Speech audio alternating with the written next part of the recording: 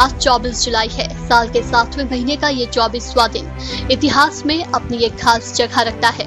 आज के दिन देश दुनिया में कई ऐसी घटनाएं हुई थी जिसे जानना आपके लिए बेहद जरूरी है। तो आइए नजर डालते हैं आज के इतिहास पर।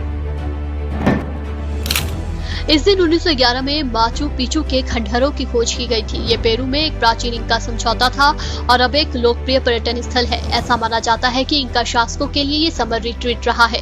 उनकी प्राचीन सभ्यता को 16वीं शताब्दी में हमलावर स्पेनिश द्वारा मिटा दिया गया था। चट्टानी पहाड़ियों के बीच बसा माचू पिचू में प्रतिष्ठित स्थल केवल स्थानीय किसानों के लिए जाना जाता था, जब तक प्राचीन खो इंका शहरों की तलाश में अमेरिकी खोजकर्ताओं का एक बैंड नहीं पहुंचा।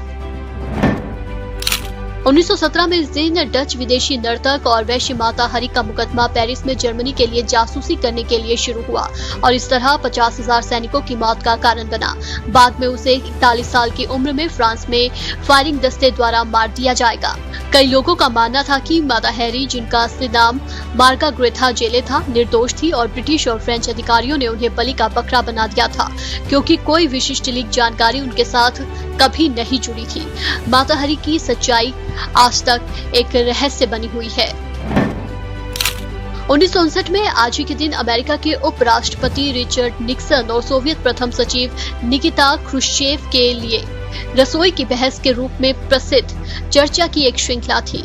अमेरिकियों और सोवियत ने सांस्कृतिक आदान प्रदान को बढ़ावा देने के लिए प्रत्येक वर्ष इस देश में एक प्रदर्शनी आयोजित करने का फैसला किया था। जब निक्सन ने अमेरिकी प्रदर्शन के आसपास ख्रुश्चेव दिखाया तो साम्यवाद और पूंजीवाद के लाभों पर दो नेताओं के बीच एक बहस छिड़ गई। दो नेताओं ने प्रदर्शनी में कई स्थानों पर तलवारें लहराई, लेकिन किचन डिबेट ने अपना प्रसिद्ध नाम एक कट अवे मॉडल घर पर एक रसोई प्रदर्शनी से लिया, जिसकी लागत $14,000 थी। पूंजीवाद को छोड़कर ये दावा किया गया था कि एक सामान्य अमेरिकी कार्यकर्ता इस तरह के घर का खर्च उठा सकता है।